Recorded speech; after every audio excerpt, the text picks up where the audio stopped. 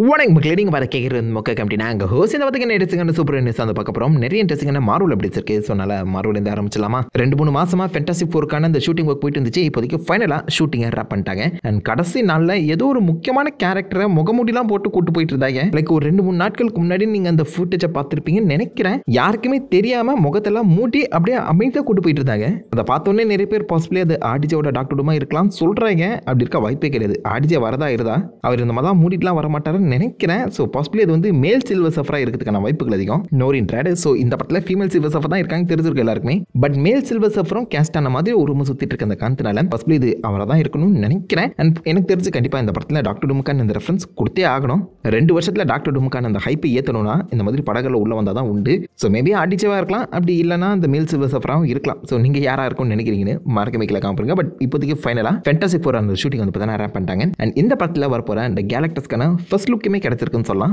Ralph இனிசன் அந்த ஆக்டருக்கு வந்து பார்த்தீங்கன்னா இந்த மாதிரி ஒரு அவார்டு இல்லைன்னா ஒரு பின் மாதிரி கொடுத்துருக்காங்களா. ஸோ இல்லை இந்த படத்தில் அப்பேர் ஆக போகிற நம்ம கேலக்டஸ்க்கான ஃபர்ஸ்ட் லுக்கேமே ரிவீல் பண்ணியிருக்காங்க. ஸோ இதே லுக்கில் தான் வருவாரான்னு கேட்டிங்கன்னா டவுட் தான். பட் வந்தால் நல்லாயிருக்கும். இது எக்ஸாக்ட்லி காமிக் அக்யூரேட் லுக் தான். இந்த பின்னை அந்த ஆக்டரே வந்து பார்த்தீங்கன்னா ஷேர் பண்ணியிருக்க அந்த காரணத்தினால சொல்ல முடியாது இதுதான் நம்மளுடைய ஃபர்ஸ்ட் கேலக்டஸோட அஃபிஷியல் ஃபர்ஸ்ட் லுக்காக கூட இருக்கலாம். இது ஒரு பக்கம் இருக்க இப்போ நம்ம captain America brave new world இன்னும் 2-3 மாதத்தில் ரிலீஸ் ஆக போகுது. அந்த படத்துக்கு திரும்பவும் ரீஷூட் போயிருக்காங்களாம். ஏன்னா ஒரு படத்தை எத்தனை வாட்டா ரீஷூட் பண்ணுவீங்கன்னு சொல்லி கேட்குற மாதிரி தான் எனக்கு ஃபீல் ஆகுது. எத்தனை வாட்டிடா இது 6வது 7வது ரீஷூட்டுங்க. ஒவ்வொரு முறையும் ஷூட்டிங் எடுத்து அந்த படத்தை கம்ப்ளீட் பண்ணி டெஸ்ட் ஸ்க்ரீனிங் போட்டு காமிக்கும் போது நிறைய பேருக்கு அது பிடிக்காம போதான். நிறைய நெகட்டிவ் ஸ்க்ரீன் ரிவ்யூஸ்லாம் வர அந்த சமயத்தில் இதை மாற்றணும் அதை மாற்றணும்னு சொல்லி ஒரிஜினலாக இவங்க என்ன படத்தை எடுத்தாங்களோ அதை அப்படியே கட் பண்ணி பேஸ்ட் பண்ணி இப்போதைக்கு திரும்ப ரீஷூட் போயிட்டு இருக்காங்க. ஒரு 2 வாரத்துக்கு முன்னாடி தான் நம்ம கேங்கால் எஸ்பெசிட்டோ நான் திரும்ப ரீஷூட் பண்ணுறேன் அப்படிங்கிறத அஃபிஷியலாகவே சொல்லியிருந்தாரு. இப்போதைக்கு திரும்பவும் டெஸ்ட் ஸ்க்ரீனிங் போட்டு காமிச்சிருக்காங்க. அதுலேயுமே பிடிக்காத நெகட்டிவ் ரிவ்யூஸ் வர அந்த சமயத்தில் அகெயின் அண்ட் அகெயின் இந்த படம் திரும்ப ரீஷூட் போய்கிட்டே இருக்கேன். ஸோ ஒரிஜினல் கான்செப்சுவல் ஐடியாவே இவங்க மாற்றி அமைக்கிற மாதிரி தான் எனக்கு தோணுது. இப்போ போகிற ரீஷூட் போஸ்ட் கிரெடிட்ஸ் ரீஷூட்டுங்கிற மாதிரி தான் சொல்கிறாங்க. அது உண்மையானு தெரியல. ஆனால் போதும்டா, எத்தனை வாட்டா எடுத்த படத்தை கொடுங்க, நல்லா இருக்கா இல்லையா பார்த்துடுறோம். அதை விட்டு ரீஷூட் பண்ணுறங்கிற பேரில் ஏன் இப்படி சாவடிக்கிறீங்க இந்த படத்தை? என்ன நிலமையில வரப்போதோ கேப்டன் அமெரிக்கா 4 பார்ப்போம். டெட்பூல் அண்ட் வூல்வரின் எல்லாருமே பார்த்துருப்பீங்க. இப்போ டெட்பூலுக்கு ஒரு ஸ்பெஷல் கிறிஸ்மஸ் கட்டும் வரப்போதுன்னு சொல்லிட்டு இருக்காங்க. கெவின் ஃபைகே இன்னும் அப்கமிங் நிறைய ப்ராஜெக்ட்ஸில் நீங்கள் டெட்பூல் அண்ட் வூல்வரினை கண்டிப்பாக பார்ப்பீங்க அப்படிங்கிறத சொல்கிறதுமே தாண்டி ஃபியூச்சரில் எப்படியும் நம்ம ஹியூ ஜாக்மனை ரீகாஸ்ட் பண்ண தான் போகிறோம். அப்படி வரப்போகிற அந்த வூல்வரின் இப்போ நீங்கள் பார்த்ததை விட கம்ப்ளீட்டாக வேற மாதிரி இருப்பார். லைக் ஹியூ ஜாக்மன் சாயலே இல்லாத ஒரு வித்தியாசமான வூல்வரினை தான் நாங்கள் கேஸ்ட் பண்ணுவோம், ரீகாஸ்டிங் நடந்தால் அப்படி தான் பண்ணுவோம் அப்படிங்கிறத ஓப்பனாகவே மென்ஷன் பண்ணியிருக்காரு. எப்படி பார்த்தாலும் ஒரு கேரக்டரோட ரீகாஸ்டிங்கிறது இன்னெவிட்டபிள், நடந்தே தீரும். எனக்கு என்னமோ மியூட்டன் சாகாலேயே புது வூல்வரினை இன்ட்ரடியூஸ் பண்ணிடுவாங்க தான் தோணுது. எல்லார் மைண்ட்லேயுமே ஹியூ ஜாக்மன் வூல்வரினா பதிஞ்சிருக்க அந்த சமயத்தில் இந்த புது ரீகாஸ்டிங்கை எப்படி கொண்டு போகிறாங்கன்னு பார்த்தா தாங்க தெரியும். அது மட்டும் இல்லாமல் நம்ம வூல்வரின் வர்சஸ் ஹல்க்குங்கிற ஒரு படம் ரெடி ஆகிட்டு இருக்காங்க. ஐ மீன் இந்த ரூமர் கிட்டத்தட்ட ஒரு 2-3 வருஷமாக சுற்றிட்டு இருக்கு.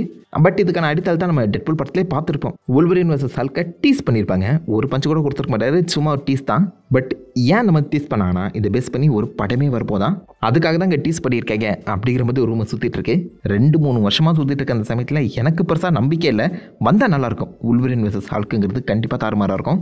என்னை பொறுத்த வரைக்கும் இந்த டெட்பூல் அண்ட் வூல்வரினில் அதிகமான கரகோஷங்களை பெற்றது இந்த சீக்வன்ஸாக தான் இருக்கணும்னு நம்புகிறேன். அமேசிங்கான சீன் நிறைய பேர் ரொம்ப எதிர்பார்த்துருக்க ஒரு fight. Captain America brave new world வர ஒரு சோலோ ஹல்க் படத்துக்கு லீடப்பாக அமையும் சொல்லியிருக்க அந்த காரணத்தினால மேபி பாசிபிளி அது ஹல்க் வர்சஸ் வூல்வரினா இருக்கும் சான்சஸ் இருக்குது. பண்ணுவாங்களான்னு தெரியல. ஹல்க் ஆல்ரெடி டம்மி பீஸாக காட்டிட்டு இருக்க அந்த சமயத்தில் வூல்வரின் அசால்ட்டாக தம்சம் பண்ணிட்டு போயிடுவாப்பில். என்ன பண்ண போகிறாங்கன்னு வெயிட் பண்ணி பார்ப்போம். எனக்கு இதெல்லாம் வேணாண்டா, அந்த பிளானட் ஹல்க் வச்சு ஒரு சம்பவம் செஞ்சு கொடுங்கடா, அவ்வளோதானே கேட்குறேன். சோலோ படம் கொடுக்குறதே உனக்கு பெரிய விஷயம். உனக்கு பிளானட் ஹல்க் வேறு நொட்டு தான் கேட்பான் மார்வல். அதானே அவன் ஏமாற்றி பழகிட்டான், நம்ம ஏமாந்து பழகிட்டான். ஜஸ்டிஸ் ஃபார் ஹல்க்டா. அண்ட் இதை பேஸ் பண்ணியே அடுத்த வருஷம் ஒரு அன்டைட்டில் மூவிக்கான ஷூட்டை வந்து பார்த்தீங்கன்னா மார்வல் ஆரம்பிக்க போகிறதா ஒரு ரூமர் கிளம்பியிருக்கு. அன்டைட்டில் மூவி ஷூட், ஐ மீன் அனௌன்ஸ் பண்ணப்படாத ஒரு படத்துக்கான ஷூட்டை அடுத்த வருஷம் லைக் ஒரு ஏப்ரல் ஜூன் போல் ஆரம்பிச்சிருவாங்களாம். எனக்கு என்னமோ அது கண்டிப்பாக அவன் ஜஸ்ட் டூம்ஸ்டேவாக இருக்கும் போல தான் தோணுது. அது அன்டைட்டில் சொல்லுங்கிற அவசியம் கிடையாது. அப்படி சப்போஸ் 2026 வேறு ஏதாவது பிளானும் அவங்க பிளான் பண்ணி வச்சுருந்தாங்கன்னா அதுக்கான ஹிண்டாக இருக்கலாம். ஆப்வியஸாக ஸ்பைடர்மேன் 4 வரப்போது அதை அப்படியே ஓப்பனாகவே சொல்லியிருக்கலாமே, ஏன் அன்டைட்டில்னு சொல்ல போகிறாங்க? ஒருவேளை பிளேடாக இருக்குமோ? சேச்சா, வாய்ப்பு இல்லை ராஜா. மார்வல் ஃபேஸ் 4 ஃபேஸ் 5 வந்து பார்த்தீங்கன்னா நிறைய என்கவுன்சஸ்க்கான அடித்தளத்தை கொடுத்து போயிட்டு இருந்தாங்க. இப்போ வரைக்குமே கிட்டத்தட்ட ஒரு 10 என்கவுன்சஸை இன்ட்ரடியூஸ் பண்ணியிருந்தாலும் அவங்க எல்லாருமே ஒன்று சேர்ற மாதிரி அந்த ப்ராஜெக்ட் எப்போ வரும்னு கேட்டிங்கன்னா வேலை அது கூடிய சீக்கிரம் நடக்கிறதுக்கான வாய்ப்புகள் அதிகமாக இருக்குது. என்கவுன்சஸ் படத்தில் இல்லை, சாம்பியன்ஸ்னு சொல்ல போகிற ஒரு சீரீஸில். எஸ், என்கவுன்சஸ் படமாக வர போகிறது இல்லையா, அது ஒரு சீரீஸாக மாற்றி ஒரு 10 எபிசோட் சீரீஸாக கொடுத்து இருக்க எல்லா கேரக்டர்ஸ்க்கான இன்ட்ரடக்ஷனை வச்சு கேரக்டரை டெவலப் பண்ணி அதுக்கப்புறம் அவங்க டீமை பார்க்குற மாதிரி கதை கொண்டு போகிறாங்களாம். ஒரிஜினல் கேங் டைனஸ்டி ஐடியாவே வேறு. ஆக்சுவலாக பார்க்கும்போது கேங் டைனஸ்டிலேயே என்கவுன்சஸ் ஃபார்ம் ஆகிறதா தான் இருந்துச்சு. பட் டூம்ஸ்டேவை இன்ட்ரடியூஸ் ரிலீஸ் பண்ணியிருக்க அந்த சமயத்தில் ஓஜி அவெஞ்சர்ஸ் உள்ள வந்தே ஆகணும். ஸோ அப்படி இருக்கும்போது யங் அவெஞ்சர்ஸ் இன்னும் பெட்டராக டெவலப் பண்ணுறதுக்கு ஆப்வியஸாக அவங்களுக்கு ஒரு தனி சீரிஸ் வந்தால் தான் பெட்டராக இருக்குங்கிற மாதிரி இப்போ சாம்பியன்ஸுங்கிற சீரிஸ் இன்ட்ரடியூஸ் பண்ண போகிறாங்களாம். பட் எனக்கு தெரிஞ்சு அடுத்த சாகலாக தான் வரும் நம்புறேங்க. பட் அதுக்கு முன்னாடி ஏதாவது ஒரு அவெஞ்சர்ஸ் படத்தில் இதுக்கான லீடப் கொடுக்கப்படலாம். இப்போதைக்கு அஃபிஷியல் இந்த டீமில் இருக்க 5 பேரை கன்ஃபார்ம் பண்ணியிருக்கீங்க. Miss Marvel, Kate Bishop, America Chavez, Ironheart and Stinger. 5 female characters. இதுக்கப்புறம் மேல் கேரக்டர்ஸ் இறக்க வாங்கி போலங்க. வெயிட் பண்ணி பார்ப்போம். ராபர்ட் பேட்டின்சன் டிசியில் பேட்மேனாக இருக்க அவர் இப்போதைக்கு எம்சியூக்குள்ளே வர மாதிரி ஒரு பேச்சு அடிபட்டு இருக்கு. லேட்டஸ்ட்டாக நம்ம கெவின் ஃபேகே பார்த்து அவர் மீட் பண்ணி பேசியிருக்காரு போல. ஸோ அதை வந்து லீக் ஆகியிருக்கு. என்ன பேசுனாங்கன்னு தெரியல. அவர் எம்சிக்குள்ளே வரது உண்மையாக இல்லைங்கிறதும் நம்மளுக்கு கிளியர் கட்ட புரியாது அந்த சமயத்தில். இப்போ ஜஸ்ட் இது ஒரு ரூமராக தான் இருக்குது. பட் சொல்ல முடியாது. அந்த பக்கம் பேட்மேன் ட்ரைலஜியை முடிச்சுட்டு ராபர்ட் பேட்டின்சன் அடுத்த சாகா மியூட்டன் சாகாவில் ஏதாவது ஒரு மேஜர் ரோல் எடுத்து ப்ளே பண்ணலாம். ஒரு மியூட்டண்ட்டாக எம்சியூக்குள்ளே வரலாம். இது ஒரு சீக்ரெட்டான மீட்டிங்காக நடந்திருக்கு அந்த சமயத்தில். பார்ப்போம் இது உண்மையாகுதா இல்லையான்னு. அண்ட் இன்னும் ரூமர் படி ஆக்சுவலாக இவர் தான் அந்த அவெஞ்சர்ஸ் சீக்ரெட் வார்ஸில் பியாண்டா வரப்போறாரு அப்படிங்கிற மாதிரியும் பேசிட்டு இருக்காங்க. மாலிகுல் மேனாவே இருக்கலாங்கிற மாதிரி சொல்கிறாங்க. என்னென்ன சொல்கிறாங்க பாருங்க. முதல்ல அவர் எம்சிக்குள்ள வராரா இல்லையாங்கிறதே தெரியல. இந்த மாதிரி தான் ஹென்ரி கேவிலுக்கும் சொல்லிட்டு இருந்தாங்க. அவர் உல்வரினில் கேமியோ கொடுத்த மாதிரி ராபர்ட் பேட்டின்சன் ஏதாவது ஒரு கேமியோ கொடுப்பார் போல. எந்த ரோலில் ராபர்ட் பேட்டின்சன் செட் ஆவாருன்னு சொல்லி மறக்காம கேட்கலாம் பாருங்க. இதோட மார்வல் அப்படி முடியுது. அப்படி நம்ம டிசி சைடில் போகும்போது இன்னும் ஒரு வாரம் தான் அந்த CCXP ஆரம்பிக்க போது பிரேசில் காமிக்கான். அதில் நம்ம டிசியோ அட்டன் பண்ணலனாலும் பாசிபிளி எனக்கு தெரிஞ்சு அதில் தான் சூப்பர்மேன் ட்ரெயிலர் வரும் தோணுது. ஜேம்ஸ் கன் மிட் டிசம்பரில் கண்டிப்பாக சூப்பர்மேன் ட்ரெயிலர் வந்துருங்கிற மாதிரி மென்ஷன் பண்ணியிருக்க அந்த சமயத்தில் ஒரு பயங்கரமான சம்பவம் காத்துட்ருக்குன்னு தான் நான் எதிர்பார்க்குறேன். அண்ட் இந்த படம் வந்து கொஞ்சம் சீரியஸாக ஃபேமிலி ஃப்ரெண்ட்லியாக இருக்குங்கிற மாதிரியும் சொல்லியிருக்காப்ல. சூப்பர்மேன்னாலே ஃபேமிலி ஃப்ரெண்ட்லி தானே. ஸோ கூடி சீக்கிரம் ட்ரெயிலர் வந்துடும் நம்புறேன். அண்ட் CCXPயை முன்னிட்டு இவங்க குட்டியாக ஒரு போஸ்டருமே ரிலீஸ் பண்ணியிருக்காங்க. சூப்பர்மேன் போஸ்டர், இந்த ஐகானிக் அந்த ட்ரெயினை நிப்பாட்டுற போஸ்டர். ஆனால் இப்படி ட்ரெயினை நிப்பாட்டினா டிரைவர் செத்துற மாட்டான். பார்க்கலாம், இன்னும் ஒரு வாரம் தானே, காத்திருப்போம் சூப்பர்மேன் ட்ரெயிலர் வருதா இல்லையான்னு. அது மட்டும் இல்லாமல் ஜேம்ஸ் கன் டேரெக்டாகவே மார்வல் கூட சண்டைக்கு போயிருக்காருங்க. லைக் மார்வல் இப்போதைக்கு ஏகப்பட்ட ப்ராஜெக்ட் அனௌன்ஸ் பண்ணி எல்லாத்தையுமே மாற்றி அமைச்சிட்டு இருக்காங்க. முக்கியமாக பிளேட் படம் வரவே இல்லை. ஸ்கிரிப்ட் ரெடி பண்ணாமலே அவங்க ப்ராஜெக்ட் அனௌன்ஸ் பண்ணிட்டு இருக்காங்க. அந்த ஒரு தப்பை DCU என்னைக்கும் பண்ணாது. நாங்கள் கையில் ஸ்கிரிப்டை வச்சு தான் ப்ராஜெக்டை அனௌன்ஸ் பண்ணுவோம் அப்படிங்கிறத ஜேம்ஸ் கன் ஓப்பனாகவே சொல்லியிருக்காரு. மார்வலை இழுத்து போட்டே அடிச்சிருக்காருன்னு சொல்லலாம். ஏன்னா மார்வல் ஃபேஸ் 5 ஃபேஸ் 6 அந்த மாதிரி தான் பண்ணிட்டு இருக்காங்க. ஏகப்பட்ட ப்ராஜெக்ட் அனௌன்ஸ் பண்ணுறாங்க. பட் தொடர்ந்து ப்ராஜெக்ட் கேன்சல் ஆகிட்டே இருக்குது. இப்போ கூட எங்கே வச்சு பேரை மாற்றினாங்க சொன்ன பார்த்தீங்களா. கேங் யூனிவர்சிட்டி கம்ப்ளீட்டாக ஸ்டோரியே மாறிடுச்சு. கேப்டன் அமெரிக்காவுக்கு வேறு ரீஷூட் போயிருக்காங்க. இந்த மாதிரி ஸ்கிரிப்டே இல்லாமல் அவங்க அலமோதிட்டு இருக்க மாதிரி எப்போதுமே DCU அந்த நிலைமைக்கு வராது. ஸ்கிரிப்ட் இருந்தால் தான் படத்தை அனௌன்ஸ் பண்ணுவோம் அப்படிங்கிறத ஜேம்ஸ் கன் திட்டவட்டமாக மென்ஷன் பண்ணியிருக்காரு. That's really a good thing. அது மட்டும் இல்லாமல் ஜேம்ஸ் கன் ஒரு ஃபோக்கஸோடு இருக்காருங்கிறத இது தெளிவாகவே காட்டுது. ஆனால் கடைசி 2 வருஷத்துக்கு முன்னாடியே காட்ஸ் அண்ட் மான்ஸ்டர்ஸ் சொல்லி DC அனௌன்ஸ் பண்ணாங்க. இப்போ இருக்க அதை தாண்டி வேறு எந்த ஒரு ப்ராஜெக்ட்டுமே கொடுத்த மாதிரியே தெரியல. பட் இது பாசிபிளி மாறலாம். கூடி சீக்கிரம் இன்னும் நிறைய இந்த DCU ப்ராஜெக்ட்ஸை நாங்கள் அனௌன்ஸ் பண்ண போகிறோம் அப்படிங்கிற மாதிரி ஜேம்ஸ் கன் ஓப்பனாக சொல்லியிருக்காரு. அண்ட் நிறைய R-rated ப்ராஜெக்ட்டும் வரப்போதாங்க. மார்வல் பேட்டர்னை ஃபாலோ பண்ணாமல் நாங்கள் ஸ்டார் வார்ஸ் பேட்டர்னை ஃபாலோ பண்ண போகிறோம். நிறைய விதவிதமான கதைகள் வித்தியாசமான டைம் லைனில் வித்தியாசமான எஃபர்ட்ஸ் ஜானரோட ப்ரெசென்ட் பண்ண போகிறோம் அப்படிங்கிறத ஜேம்ஸ் கன் ஓப்பனாகவே சொல்லியிருக்காரு. ஸோ DCU என்ன கேட்டிங்கன்னா ஒரு வித்தியாசமான பாதையில் வேறு மாதிரி இருக்க போது தான் தோணுது. நிறைய ஜானர்ஸ் வந்து பார்த்தீங்கன்னா ஹேண்டில் பண்ண போகிறாங்களாம். பட் எல்லாமே ஒர்க் அவுட் ஆகணுமே. பொறுமையாக ஃபஸ்ட்டு மொதல் ப்ராஜெக்ட்லேருந்து போவோம். கிரேச்சர் கமாண்டோஸ் இன்னும் ஒரு வாரத்தில் ரிலீஸ் ஆகிடும். அதை தொடர்ந்து சூப்பர்மேன் பார்த்தாலே ஒரு ஐடியா கிடச்சிரும் நம்புகிறேன். சூப்பர்மேன் மட்டும் ஃப்ளாப் ஆச்சு, சோலி முடிஞ்சு. I hope it's good. இதோட DC அப்டேட்ஸ் முடியுது. அப்படி நம்ம ஹாலிவுட் சைடில் போகும்போது ஃபாஸ்ட் எக்ஸ் எப்போ 2-3 வருஷத்துக்கு முன்னாடி வந்துச்சாங்க அந்த படம்.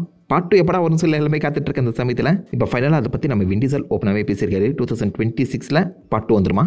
பட் ஸ்டூடியோஸ் இவரை ஆக்சுவலாக அது 2 பார்ட்டாக கொடுக்க அப்படின்னு சொல்லி டார்ச்சல் பண்ணுறாங்களா. உண்மையாக சொல்லுங்கடா வின் டீசல், நீ அவங்கள டச்சல் பண்ணி அவங்க ஒன்று டார்ச்சல் பண்ணாங்களா. ஸோ ஃபாஸ்ட் எக்ஸ் பார்ட் 2 தான் ஃபைனல் படமாக இருக்கும் நம்ம நினச்சிட்டு இருக்க அந்த சமயத்தில்.